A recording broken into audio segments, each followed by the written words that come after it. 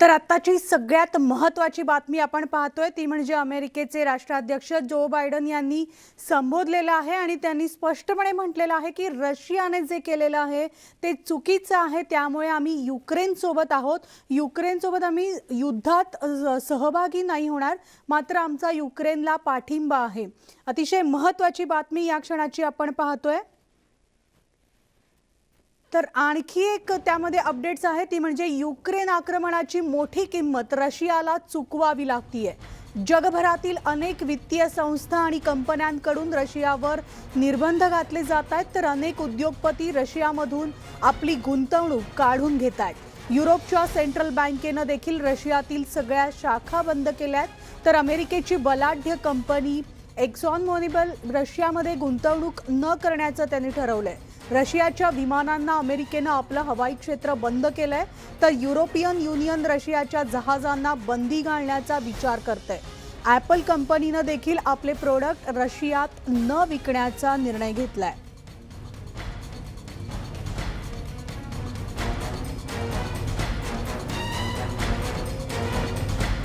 आर्थिकदृष्ट्या रशिया आता मोठ्या संकटात सापडलेला आहे। रशियाची कोंडी आता जगभरातून केली जाते। आता आर्थिक निर्बंधामुळे रशिया चांगलाच अडचणीत आलेला आहे।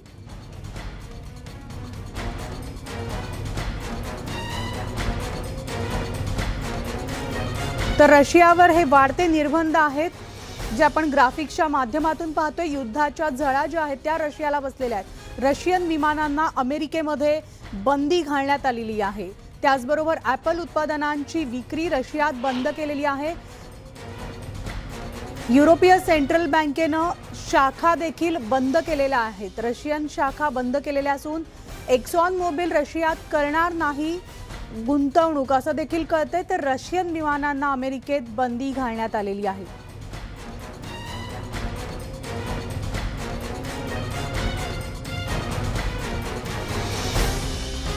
ईयूच्या हद्दीमध्ये रशियन जहाजांवर देखील बंदी घालण्याचा विचार सुरू आहे। तर युरोपीय सेंट्रल बँकेनं रशियन बँकांवर बंदी घातलेली आहे।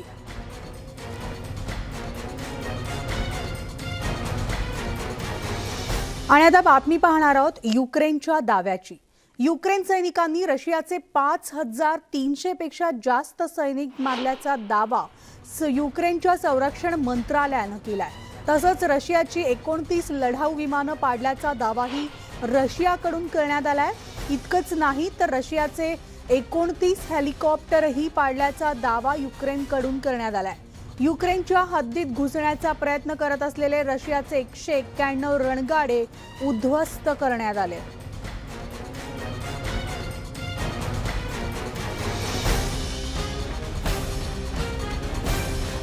रशियाचे 29 विमानं आणि 29 हेलिकॉप्टर नष्ट केल्याचा दावा युक्रेननं केलेला आहे। तर रशियाचे 5300 सैनिक मारल्याचा दावा युक्रेननं केलाय।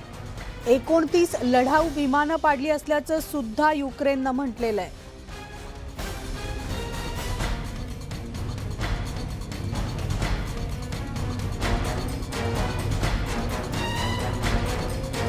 तर याविषयी आपण सविस्तर बोलणार आहोत। आमचे प्रतिनिधी प्रशांत लीला रामदास आपल्या सोबत आहेत। थेट प्रशांतकडे आपण जाऊयात।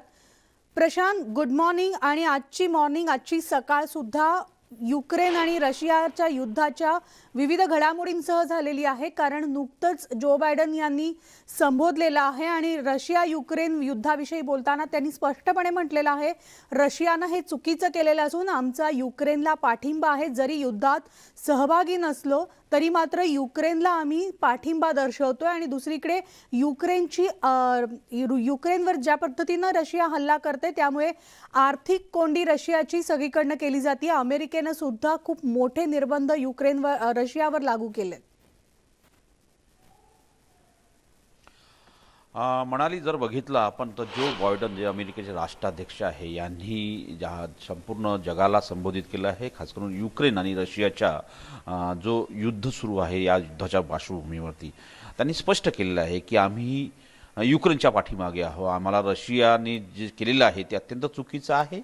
यामुळे मानवतेच्या दृष्टिकोनातून आम्ही युक्रेनला मदत करू आणि आम्ही जरी लष्करी सहाय्य करणार नाही पण लष्करी कुठल्याही युद्धात उतरणार, आमचे लष्कर उतरणार नाही, पण आमचं लष्कर निश्चितपणे मानवतेच्या दृष्टिकोनातून खास करून युक्रेनवासियांना सहाय्य करेल. आणि त्यांनी स्पष्ट केलं आहे की आम्ही जे आर्थिक निर्बंध लादलेले आहेत त्यामुळे रुबेल जी रशियाची करन्सी आहे ती जवळपास 36% त्याचं 30% व्हॅल्यू कमी झालेली आहे. त्यानंतर त्यांनी म्हटलंय की आम्ही सगळे व्यापार हे रशियासोबतचे बंद केलेले आहेत.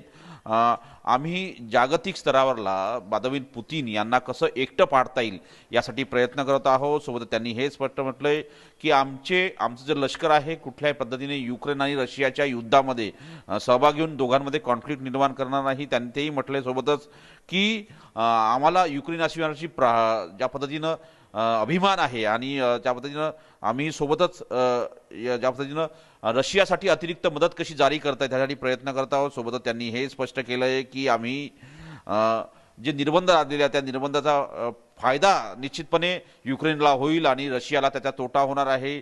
आणि जास्तीत जास्त व्लादिमीर पुतीन हे कसे कमजोर होतील किंवा अशक्त होतील यासाठी आम्ही प्रयत्न करत आहोत. आणि त्यांनी म्हटलंय की आम्ही आर्थिक स्तरावर एकीकडे कोविडच्या पार्श्वभूमीवरती जी आर्थिक विकास अनेक देशांचा जागतिक स्तरावरती थांबलेला आहे अशा या पार्श्वभूमीवरती युक्रेन आणि रशियामध्ये जे युद्ध झालेलं आहे हे युद्ध अतिशय धोकादायक आहे जगासाठी. आणि त्यामुळे या संदर्भात आम्ही निर्णय घेतोय की आम्ही निश्चितपणे युक्रेनच्या पाठीमागे उभं राहू आणि युक्रेनला जे आर्थिक सहाय्य करण्याची गरज आहे आम्ही ते करू.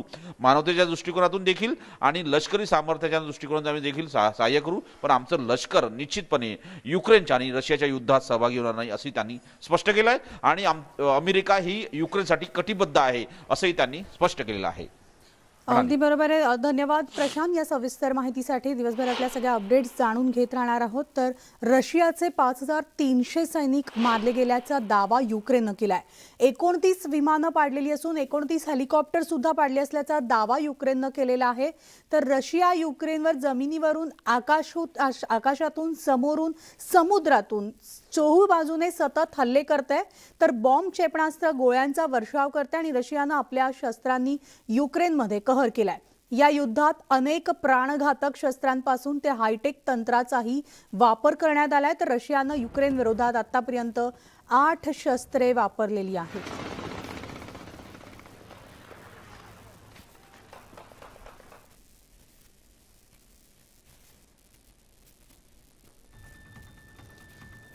कोणकोणती शस्त्रे वापरली आहेत आपण ग्राफिक्सच्या माध्यमातून नजर टाकतोय. रशियाची युद्धातील शस्त्र आहेत ती म्हणजे BM-30 हेवी रॉकेट त्यांनी वापरलेला आहे. तर तिसरं शस्त्र आहे BMPT टर्मिनेटर टँक. हा टँक शत्रूची विमानं पाडू शकतं. तर TOR M2 विमानविरोधी क्षेपणास्त्र सुद्धा वापरण्यात आलेलं आहे. KA-52 ॲलिगेटर हे शस्त्र सुद्धा रशियानं वापरलंय आणि T-80 मॅन बॅटल टँक हे देखील शस्त्र रशियानं वापरलंय. सुखोई Su-35 लढाऊ विमानाचा सुद्धा वापर रशियानं केलाय. तर Tu-95 स्ट्रॅटेजिक हेवी बॉम्बर सुद्धा रशियानं वापरलेत. आणि 9K-720 इस्कंदर बॅलिस्टिक क्षेपणास्त्र अशी अनेक क्षेपणास्त्र रशियानं युक्रेनच्या या युद्धात वापरलेली आहेत. आणि आता आपल्यासोबत आंतरराष्ट्रीय घडामोडींचे तज्ज्ञ आहेत अनय जोगळेकर. अनयजी, न्यूज 18 लोकमतमध्ये आपलं स्वागत. Good morning. आणि जसं आत्ता आपण अनेक घडामोडी पाहतोय, युद्ध अजूनही सुरू आहे. मात्र आत्ताची सगळ्यात ताजी अपडेट म्हणजे अमेरिकेचे राष्ट्राध्यक्ष जो बायडन यांनी देखील आपली भूमिका जी आहे ती आता स्पष्ट केलेली आहे. आम्ही युद्धात लष्कर पाठवणार नसलं तरी देखील युक्रेनला आमचा पाठिंबा असल्याचं त्यांनी म्हटलंय. आणि पुतीन यांच्या निर्णयावर सुद्धा त्यांनी टीकास्त्र डागलंय. नक्कीच अमेरिकेचे अध्यक्ष जो बायडन यांनी नुकतेच अमेरिकेच्या संयुक्त संसद अधिवेशनाला ऍड्रेस केला आणि त्याच्यात त्यांनी ज्याला state of the union address म्हणतात आणि त्या state of the union address मध्ये जो बायडन यांनी स्पष्ट केलेलं आहे की अमेरिका नेटो या गटाचे जे सदस्य आहेत त्याच्यामध्ये पोलंड, रोमेनिया, लॅटविया, लिथुनिया वगैरे हे जे सगळे देश आहेत त्यांच्या संरक्षणासाठी अगदी 1 इंच जरी त्यांच्या भूमीवर रशियाने हल्ला केला तरी त्यांच्या संरक्षणासाठी आम्ही कटिबद्ध आहोत. पण दुसरीकडे युक्रेनमध्ये अमेरिका सैन्य पाठवणार नसल्याचं त्यांनी स्पष्ट केलेलं आहे. त्यांचं म्हणणं आहे की युक्रेन विरुद्ध निर्बंध लादून रशियाची कोंडी करण्याचं धोरण अमेरिकेने सध्या अवलंबलेलं आहे आणि तेच धोरण अमेरिका चालू ठेवणार आहे. आणि रशियाची या निर्बंधांमुळे किती अवस्था वाईट झालेली आहे त्याचा देखील उल्लेख त्यांनी आपल्या भाषणात केला. अनेकजी, मात्र जो बायडन यांच्या भाषणाचा या संपूर्ण युद्धावर कसा परिणाम पाहायला मिळेल? जो बायडन यांचं भाषण अमेरिकेच्या संसदेच्या संयुक्त अधिवेशनापुढे होतं. अमेरिकेतले रिपब्लिकन पक्ष आणि डेमोक्रेटिक पक्ष या दोन्ही पक्षांमध्येही तसं बघायला गेलं तर मतभेद तीव्र आहेत. पण युक्रेनच्या मुद्द्यावर दोन्ही पक्ष एकत्र आहेत आणि कुठेतरी अमेरिकेच्या अध्यक्षांनी हे दाखवण्याचा प्रयत्न केला की जरी आमच्यामध्ये अंतर्गत मतभेद असले तरी एक देश म्हणून आम्ही युक्रेनच्या मुद्द्यावर एक आहोत, ठाम आहोत. आणि त्याचं ज्याला मनोवैज्ञानिक युद्ध म्हणतात, सायवॉर म्हणतात, त्याच्यात अमेरिकेच्या भूमिकेचा रशियाच्या आक्रमकतेवर निश्चितच परिणाम होईल असं मला वाटतं. आणि त्याचबरोबर आर्थिक कोंडी सुद्धा रशियाची चांगली केलेली आहे, कारण आजचं जर आपण पाहिलं एकूण आर्थिक गणित तर पुन्हा एकदा 40% घसरण जी आहे ती आपल्याला पाहायला मिळते रशियामध्ये. आणि अनेक कंपन्यांनी माघार घेतलेली आहे रशियातून. निश्चितच अमेरिकन कंपन्यांनी रशियाच्या तेल आणि नैसर्गिक वायू क्षेत्रामध्ये अब्जावधी डॉलरची गुंतवणूक केली होती. दोन्ही देशांमध्ये व्यापारही खूप मोठा होता. पण या रशियन आक्रमकतेचा निषेध करण्यासाठी जसं अमेरिकन सरकारबरोबरच अमेरिकन कंपन्यांनीही रशियामधली आपली गुंतवणूक फ्रीज करण्याचा निर्णय घेतला. ती गुंतवणूक त्यांनी तहकूब केलेली आहे. रशियाला स्विफ्ट व्यवस्थेतनं काढल्यामुळे रशियाला परकीय चलनात व्यवहार करणं अतिशय अवघड झालेलं आहे. आणि तिसरी गोष्ट, या एकूण अस्थिरतेमुळे रशियाचा शेअर बाजार गडगडलेला आहे, रशियाचं चलन असलेलं रुबल गडगडलेलं आहे. आणि त्यामुळे जर हे युद्ध आणखीन बराच काळ लांबलं तर रशिया त्याच्यात जिंकू शकेल, पण रशिया त्याची जबरदस्त आर्थिक किंमत मोजावी लागेल. यामध्ये आणखी एक महत्वाचं वक्तव्य होतं जो बायडन यांचं, ते म्हणजे रशिया पुतिन यांच्या निर्णयाला त्यांना त्यांची किंमत चुकवावी लागेल. नेमकं त्यांना काय म्हणायचंय? निश्चितच, कारण एखादा देश जेव्हा युद्ध करतो आणि दुसऱ्या देशाची जमीन बळकावतो तेव्हा त्यांना म्हणजे त्या जमिनीतनं, त्या जिंकलेल्या भूमीतनं त्यांना काही गोष्टी, नवीन रिसोर्सेस आणि या सगळ्या मिळत असतात. पण आंतरराष्ट्रीय समुदाय किंवा अन्य देश या आक्रमणाकडे दुर्लक्ष करत नाहीये. ते या सगळ्या गोष्टींबाबत सचेत आहेत. आणि समजा रशियाने युद्ध चालू ठेवायचा आपला निर्णय घेतला तर त्याचे परिणाम रशियाला भोगायला लागेल. आर्थिकदृष्ट्या रशियाची कोंडी होईल आणि या सगळ्या संकटातनं पुढे यायला रशियाला बराच काळ लागेल, हे त्यांनी सूचित केलं. धन्यवाद अनेकजी या सविस्तर माहितीसाठी. तर आपल्यासोबत आता हेमंत महाजन ब्रिगेडियर सुद्धा आहेत. महाजन सर, न्यूज 18 लोकमतमध्ये आपलं स्वागत. Good morning. जसं मी आत्ता म्हणाले की एकतर पुन्हा एकदा आजची सकाळ रशिया आणि युक्रेनच्या युद्धाच्या नवीन अपडेट्सना आली आहे. सगळ्यांचं लक्ष वेधून घेतलं ते म्हणजे नुकतंच झालेलं जो बायडन यांचं भाषण, अमेरिकेचे राष्ट्राध्यक्ष. आणि त्यांनी स्पष्ट म्हटलंय आमचा युद्धात लष्करी सहभाग नाहीये, मात्र युक्रेनला पाठिंबा आहे आणि रशियाच्या या संपूर्ण निर्णयावर, रशियाच्या भूमिकेवर नाराजीचा सूर आहे. दुसरीकडे युक्रेनवर केलेले हल्ले, त्यामुळे रशियाची आर्थिक कोंडी. आणि तिसरा महत्त्वाचा मुद्दा, रशियानं आतापर्यंत एकूण 8 शस्त्र युक्रेनवर वापरली आहेत. असं आहे, आज लढाईचा 7वा दिवस आहे आणि रशिया ज्या पद्धतीने युद्ध जिंकण्याकरता पुढे जात होतं ती त्यांना तो वेग किंवा ती स्पीड किंवा ते त्यांना यश मिळताना दिसत नाहीये. याचाच अर्थ युक्रेनचं सैन्य त्यांचा प्रतिकार हा चांगल्या पद्धतीने करत आहे. तर ते झालं लढाईविषयी. आणि त्यांना पुरेसं यश मिळत नाहीये म्हणून ते येणाऱ्या काळामध्ये अजून जास्त मोठी शस्त्र वापरतील आणि जास्त नुकसान करायचा प्रयत्न करतील, रणगाडे आणतील आणि ते युद्ध लवकर जिंकण्याचा प्रयत्न करतील. परंतु जोपर्यंत प्रश्न आहे अमेरिकेचा, जो बायडन यांनी जे सांगितलेलं आहे ते याच्या आधी पण तेच त्यांनी म्हटलेलं होतं की आम्ही बाकी सगळ्या सपोर्ट करू, आर्थिक असो, इंटेलिजन्स असो, सामरिक असो, परंतु आम्ही आमचे सैनिक त्या भूमीवरती उठवणार नाहीत. तर त्याच्यामुळे म्हणजे जे आर्थिक निर्बंध वगैरे जे रशिया, युरोप आणि इतर देश लावतायत रशियावरती, प्रश्न असा आहे की त्याचा रशियावरती किती परिणाम होईल आणि त्यामुळे रशिया युक्रेनमधनं परत जाईल का, हे 2 महत्वाचे प्रश्न आहेत. तर त्याच्यावरती माझं मत असं आहे की रशियावरती अशा प्रकारचे आर्थिक निर्बंध अनेक वर्षापासून आहेत. यावेळेला थोडे जास्त कठोर आहेत. त्यांच्यावरती थोडाफार परिणाम नक्कीच होईल, याच्यात काही शंका नाही. परंतु जसं कोणाला वाटत असेल की या आर्थिक निर्बंधामुळे पुतिन युद्ध सोडून परत जातील आणि युक्रेनचं युद्ध थांबेल, तर ते थांबेल अशी म्हणजे माझं स्वतःचं अजिबात असं मत नाहीये. कारण रशियाची इकॉनॉमी ही बऱ्यापैकी स्ट्रॉंग आहे. त्यांच्याकडे असलेले रुबेलचा रेट हा बऱ्यापैकी स्ट्रॉंग आहे. त्यांना चीनकडून मिळणारी मदत ही लक्षणीय आहे. तर त्याच्यामुळे केवळ आर्थिक निर्बंधाच्या वरती रशियाला युक्रेनमधून परत पाठवता येईल असं अजिबात नाही. हे माझं यावरती ठाम मत आहे.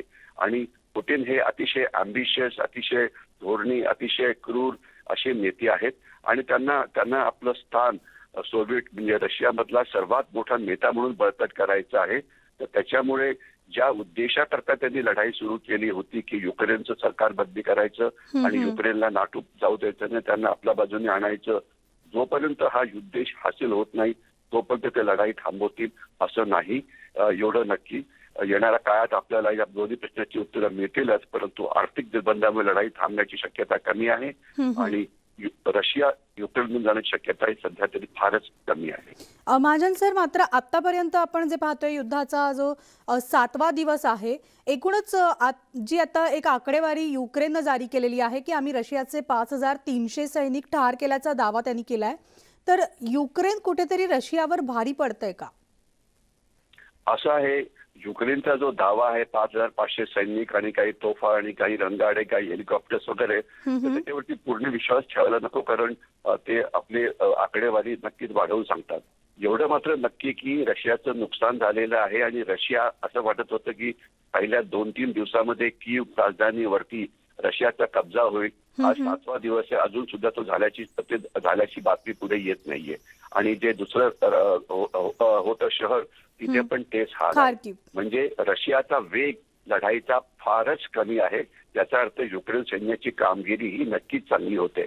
4500 की 5500 ही आकडेवारी आपल्याला सांगता येणार नाही, कारण याच्यामुळे रशिया थांबेल असं नाही, कारण रशियाकडे सैन्य प्रचंड आहे, शस्त्रास्त्र प्रचंड आहे.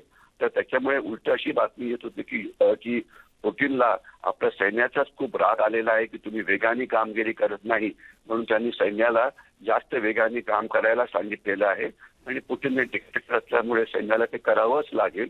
तर त्याच्यामुळे नुकसान होत आहे ही गोष्ट मान्य आहे. त्यांची स्पीड आहे कमी, हे पण बरोबर आहे. युक्रेनच्या सैन्याची कामगिरी पण चांगली आहे, परंतु रशिया अजून सुद्धा मोठी मोठी शस्त्र वापरून हे युद्ध चालूच ठेवेल जोपर्यंत त्यांचा जो मुख्य उद्देश आहे तो हासिल होत नाही तोपर्यंत. धन्यवाद महाजन सर, न्यूज 18 लोकमतशी बोलल्याबद्दल, या सविस्तर माहितीसाठी.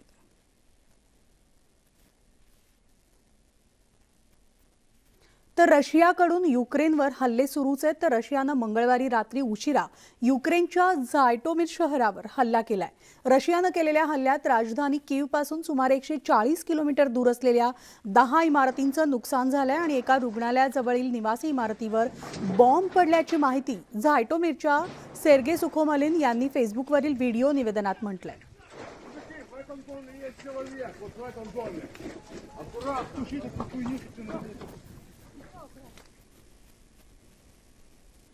तर केंद्र सरकारच्या ऑपरेशन गंगाला आता वेग येत चाललाय. युक्रेनमध्ये अडकलेले भारतीय मायदेशी परत आहेत. गेल्या 24 तासात 6 विमानं भारतात आलेली असून 1377हून अधिक भारतीय विद्यार्थी मायदेशी परतलेले आहेत. परराष्ट्र मंत्री एस जयशंकर यांनी ही माहिती दिली आहे.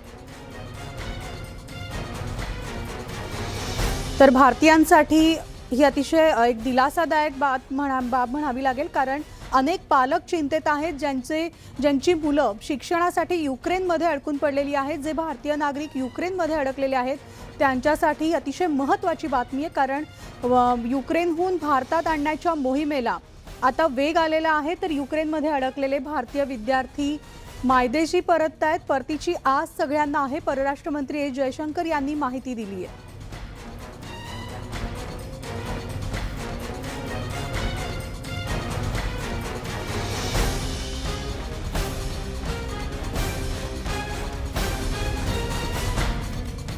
गेल्या 24 तासात 6 विमानं भारतात आलेली आहेत. 6 विमानांमधून हे विद्यार्थी भारतात आलेले आहेत. तर नुकतंच जयशंकर यांनी ट्विट केलेलं आहे. त्यांनी आपल्या ट्विटमध्ये म्हटलंय ते म्हणजे गेल्या 24 तासात 6 विमानांचं उड्डाण झालेलं आहे आणि भारतात आलेलं आहे. तर आत्तापर्यंत 1377 किंवा त्याहून अधिक विद्यार्थी भारतात परतलेले आहेत. ऑपरेशन गंगा अंतर्गत पोलंडहून 1377 विद्यार्थी भारतात आलेले आहेत.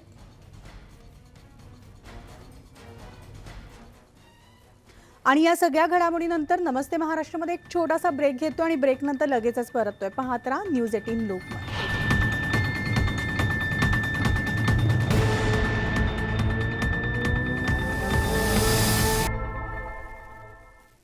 ब्रेकनंतर पुन्हा एकदा आपलं स्वागत आहे आणि आता बातमी ती म्हणजे रशियन सैन्यानं युक्रेनला घेरल्यानंतर रशियन सैन्याचा सामना करण्यासाठी आता सर्वसामान्य जनता पुढे येते.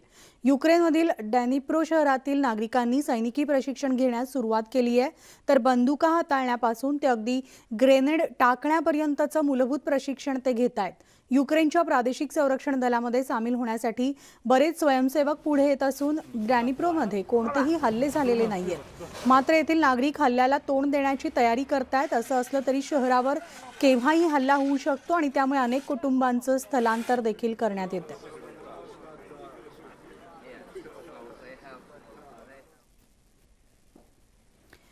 तर आम्हाला कोणी तोडू शकत नाही असा निर्धार व्यक्त केलाय युक्रेनचे राष्ट्राध्यक्ष झेलेन्स्कींनी. रशियासोबत झुकणार नसल्याचा निर्धार त्यांनी व्यक्त केलाय. युरोपियन युनियन समोर ते बोलत होते आणि यावेळेस बोलताना त्यांनी रशियावर जोरदार टीका केली आहे.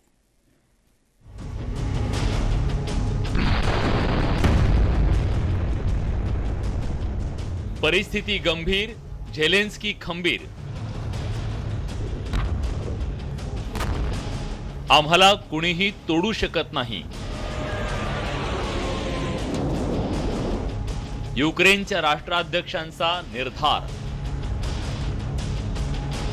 Light will win over death and light will win over darkness. European union समोर बोलताना युक्रेनचे राष्ट्राध्यक्ष व्लादिमीर झेलेन्स्कींचा हा निर्धार युक्रेनच्या प्रत्येक नागरिकांच्या वतीनं ते युरोपियन युनियन समोर व्यक्त करतायत. त्यांचा हाच निर्धार रशियानं आक्रमण केल्याच्या दिवसापासून दिसून येतोय. रशियानं आक्रमण केल्यानंतर त्यांच्या समोर झुकणार नाही असा पवित्रा घेत झेलेन्स्की थेट सैनिकी वेशात रणांगणात उतरले. रशियन सैन्य कीवच्या सीमेकडे येत असतानाच इंच लढू असा त्यांनी निर्धार व्यक्त केला. अमेरिकेनं ठेवलेला एक्झिट प्लॅन फेटाळून लावत रशियाशी लढण्यासाठी शस्त्र द्या अशी मागणी करत त्यांनी झुकेगा नाहीचा निर्धार व्यक्त केला. युरोपियन युनियन समोर व्हिडिओ कॉन्फरन्सिंगद्वारे बोलताना त्यांनी आम्ही आमच्या जमिनीसाठी आणि आमच्या स्वातंत्र्यासाठी लढत असल्याचं अधोरेखित केलं. We are fighting просто за свою землю just for our і за land свою свободу. І and for our повірте мені, незважаючи на те, що зараз заблоковані Despite the усі fact великі міста нашої that all держави, large cities of our country are now ніхто blocked. в нашу свободу і Nobody в державу не зайде. is going to Повірте мені, enter and intervene with кожна our площа freedom and country. And believe you me, сьогодення, every сьогоднішнього square дня, як би вона не today, no називалась, matter what it's вона called, буде it's називатися going to be called площею свободи. today В Freedom кожному Square місті нашої in держави. every city of our country. Ніхто не зламає нас. Nobody is going to break Ми us. сильні, We are ми strong. українці. We are Ukraine. या परिषदेत बोलताना त्यांनी रशियाचे अध्यक्ष Vladimir Putin यांच्यावर जोरदार निशाणा साधला. युरोपियन युनियन समोर बोलताना त्यांनी पुतीन यांच्यावर कठोर शब्दात निशाणा साधला. रशियानं केलेल्या हल्ल्यात लहान मुलंही मृत्युमुखी पडल्याची माहिती त्यांनी जगाला दिली. Вчора 16 дітей Yesterday, загинуло. 16 children were killed. І знов президент Путін скаже, що це And again, President якась Putin там is going операція, to say і ми that is some б'ємо kind of по operation and військовій we are інфраструктурі, hitting a military де наші діти, infrastructure. на яких вони Where are військових our children? заводах What kind працюють, of на military яких factories ракетах do they вони, може work вони в танках at? їздять, What tanks 16 are they дітей going вбив. with? Or launching cruise missiles. He killed 16 people just yesterday. European देशांनी मदत करावी असं आवाहन या भाषणादरम्यान झेलेन्स्कींनी केलं. झेलेन्स्कींच्या भावनिक भाषणानंतर European संसदेतल्या सर्व सदस्यांनी त्यांना उभं राहून अभिवादन केलं. त्यांच्या भाषणानंतर मिनिटभर टाळ्या वाजत होत्या. युक्रेनसमोर गंभीर परिस्थिती असली तरी झेलेन्स्की हे खंबीर असल्याचं त्यांच्या प्रत्येक कृतीतून आणि भाषणातून दिसून येत आहे. Bureau report, news 18 Lokmat. तर युक्रेनमधील झिटोमिरच्या शहरामधील एका रुग्णालयाजवळच्या निवासी इमारतीवर बॉम्ब हल्ला करण्यात आलाय. या हल्ल्यात घरं पूर्णपणे उद्ध्वस्त झाली आहेत तर रुग्णालयाचं देखील मोठं नुकसान झालंय. या हल्ल्यामध्ये रुग्णालय आणि इमारतीला आग लागलेली असून अनेक नागरिक या हल्ल्यात जखमी झाल्याची भीती व्यक्त केली जाते.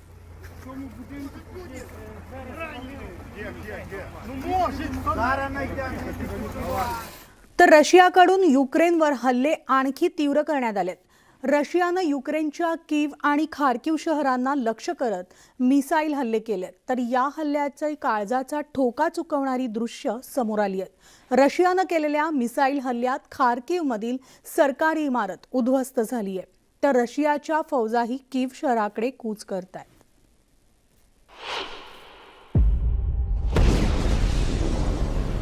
रशियाचा आक्रमक पवित्रा कायम. रशियाकडून युक्रेनमध्ये मिसाईल हल्ला. खार्किवमधली इमारत उद्ध्वस्त. रशियानं युक्रेनच्या विरोधात अधिकाधिक आक्रमक हल्ले सुरूच ठेवलेत. रशियानं केलेल्या बॉम्ब हल्ल्यात अनेक शहरं भाजून निघाली. युक्रेनच्या खार्किव शहरातील सरकारी इमारतींना रशियाच्या मिसाईल्सनी लक्ष्य केलं. या हल्ल्याची काळजाचा ठोका चुकवणारी दृश्य समोर आली आहेत. अवघ्या काही क्षणात या इमारतीचं होत्याचं नव्हतं झालं. या हल्ल्यानंतर या इमारतीचं मोठ्या प्रमाणात नुकसान झालंय. इमारतीचे अवशेष आणि केवळ ढिगारे शिल्लक राहिले आहेत. यातून या युद्धाची दाहकता दिसून येते.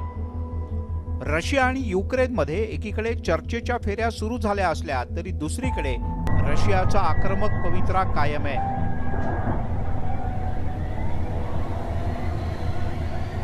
रशियानं युक्रेनमधल्या कीव आणि खार्किवमध्ये जोरदार हल्ले केले आहेत. युक्रेनमधलं दुसरं मोठं शहर असलेल्या खार्किवमध्ये अनेक ठिकाणी रशियानं बॉम्ब टाकले.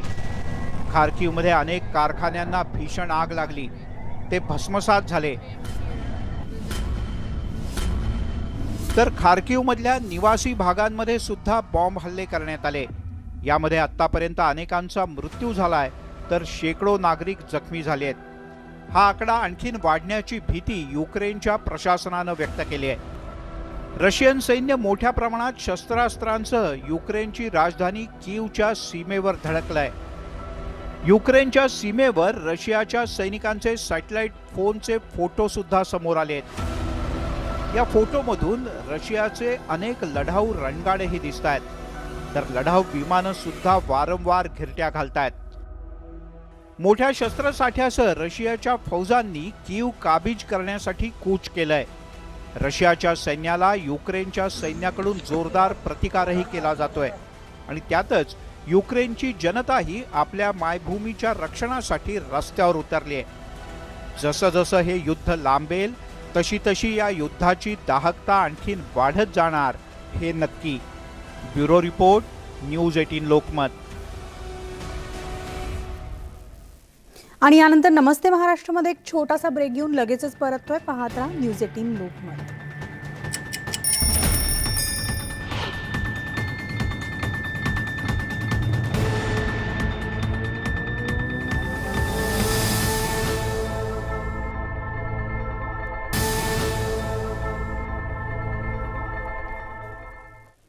युक्रेन आणि रशियाच्या युद्धात अनेक भारतीय नागरिक आणि विद्यार्थी युक्रेनमध्ये अडकलेत. युक्रेन इथं शिकण्यासाठी गेलेल्या अनेक विद्यार्थ्यांचे हाल होत आहेत.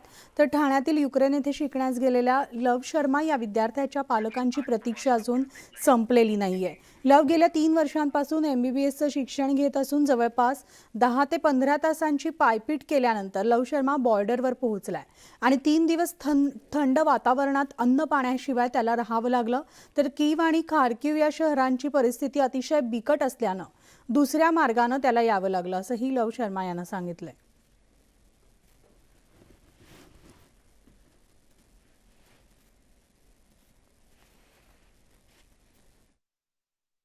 आमच्या सिटीमध्ये जास्त काही म्हणजे डेंजर नव्हतं, पण 26 आलो बॉर्डरवर 3 वाजता आणि 72 आवर्स अडकले होते आम्ही ओपन स्पेस मध्ये -2 डिग्री आणि 26, 27, 28 फेब्रुवारी 8 वाजता आम्ही निघालो बाहेर. इट वॉज मोर देन म्हणजे 72 तास सुरू झालं. 72 तास आम्ही उभे होतो. तर त्या साईडला खूप छान परिस्थिती होते, कारण तिकडे ऑर्गनायझेशन नव्हतं. पण लास्ट दिवस ऑर्गनाईज केलं सगळं काही आणि स्टुडंट्स पण खूप होते आणि मग आम्ही निघालो सेफली. ते कंट्रोल करण्यासाठी त्यांनी मग ते थोडं व्हायलन्स झालं तिथे. त्यांनी गन फायर वगैरे केले आणि वॉटेवर थोडंसं स्प्रे पण केला आणि मारलं पण मुलांना. म्हणजे खूप वाईट परिस्थिती झाली होती. मुले एकदम जास्त घाबरले होते आणि आम्हाला पण इतकी भीती वाटत होती की आता कसं होईल, कसे ते या साईडला येणार. म्हणजे आम्हाला वाटलं होतं की 2-3 तासात सगळं होऊन जाईल, पण ते कंटिन्यू 72 आवर्स पेक्षा जास्त टाईम ते तिथे होते. खूप वाईट कंडिशन होती तिथे. ब्रेकनंतर पुन्हा एकदा आपलं स्वागत. आणि आता एक राज्यातनं एक ब्रेकिंग बातमी, ती म्हणजे शिवसेनेचे खासदार संजय राऊत यांनी ट्विट केलेलं आहे. त्यांनी आपल्या ट्विटमध्ये म्हटलंय, सोमय्या पिता पुत्रांना अटक होणार का, असं सूचक ट्विट संजय राऊतांनी केलेलं आहे. नील सोमय्यांचा जामीन फेटाळल्यानंतर हे ट्विट करण्यात आलेलं आहे. केंद्रीय संस्थांच्या अधिकाऱ्यांनाही अटक होणार असं संजय राऊतांनी इशारा दिलेला आहे. तर आत्ताची ही सगळ्यात महत्त्वाची बातमी आपण पाहतोय. संजय राऊत यांनी ट्विट केलेलं आहे आणि या ट्विटमध्ये त्यांनी सोमय्या पिता पुत्रांना अटक होणार का असा सवाल उपस्थित केलाय. तर नील सोमय्यांचा जामीन फेटाळल्यानंतर त्यांनी हे ट्विट केलेलं आहे. त्याचबरोबर केंद्रीय संस्थांच्या अधिकाऱ्यांनाही अटक होणार असा संजय राऊतांनी इशारा दिलाय. तर पाहूयात नेमकं संजय राऊत यांनी ट्विटमध्ये काय म्हटलंय. माझे शब्द अधोरेखित करा, मी पुन्हा सांगतो, बाप बेटा जेल जाएंगे आणि खात्री बाळगा. बाप आणि बेटा व्यतिरिक्त 3 सेंट्रल एजन्सीज अधिकारी आणि त्यांचं वसुली एजंट सुद्धा तुरुंगात जातील असं संजय राऊतांनी ट्विटमध्ये म्हटलंय. महाराष्ट्र झुकेगा नहीं या आशयाचं ट्विट संजय राऊत यांनी केलंय. आणि या सगळ्या घडामोडींसह नमस्ते महाराष्ट्रामध्ये आज वेळ झाली इथेच थांबण्याची. ताज्या बातम्यांसाठी तुम्ही पाहत राहा न्यूज 18 लोकमत.